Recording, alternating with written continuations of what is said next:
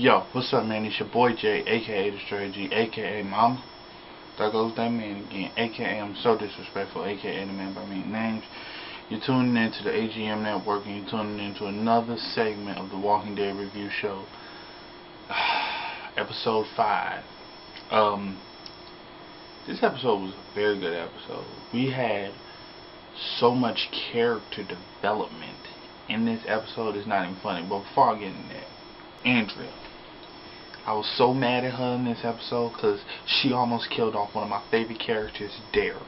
And I was like, if this, I wanted to say the B word, if she killed him off, it's going to be some problems. Luckily, she didn't. Luckily, it was just a graze, but I'm getting too far ahead of the story. So what's going on in Walking Dead? Okay, we find out that Daryl went through some things in the jungle, in the woods, I'm sorry. He fell, he got messed up, and, he was hallucinating, seeing his brother, and his hallucination of his brother was basically telling him, oh, you're not nothing. He's like, you let a nigger and, I forget what he called, Rick, tell you what to do, you're that bitch. He's like, you and the little girls now, why are you out here searching? Basically, the bad parts of his personality came out.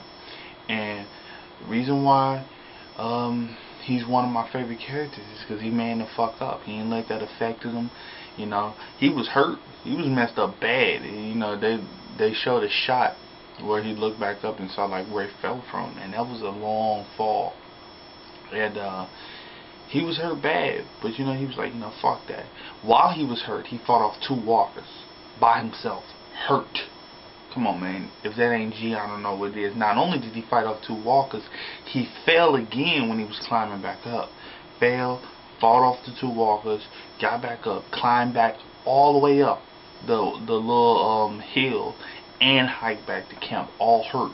And he was in his right mind to grab the Barbie doll to prove that Carla's daughter was actually, there was evidence that she could be alive. I mean, my guy's a G, man. My guy's a G. Andrea, dumbass, almost killed him.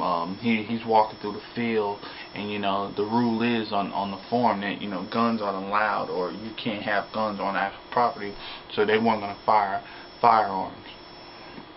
And they see what looks like to be a walker, and it's really just Daryl. And she was like, I can take him out from here.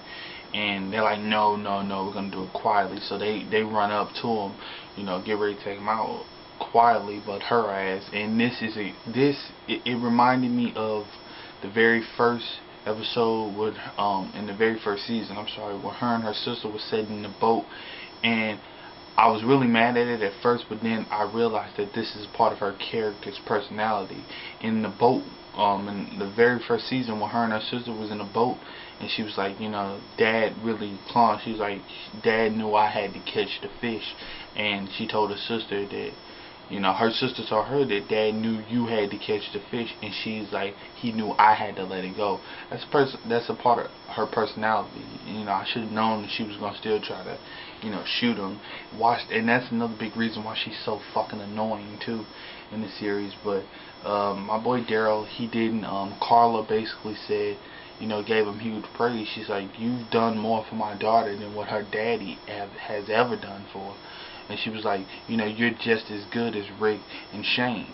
Because that's another thing that was kind of like the hallucination of his brother while he was fucked up. Was kind of telling him, like, you're not as good as them. They're making fun of you now. Like I said, his insecurities came out in this episode. Great character development, because he manned up and he went through that shit. He's like, fuck that. He's like, that's what so he manned up and he got through with it. Glenn and Amy, you saw some character development in Glenn. I like Glenn as a character, but sometimes he kind of pisses me off because once again, I don't know, he's not one of my favorites, put it like that. But him and Amy, basically, he found out that that Amy and her father, her father is housing walkers in this barn. Now we don't know why, because of course They're not gonna explain it to us. We're gonna have to wait till next year. But he wasn't supposed to find that out. We don't know why he's housing walkers in this barn. You know, he could be trying to. I don't know. I can't think of the slightest reason why the hell he's housing walkers in the barn.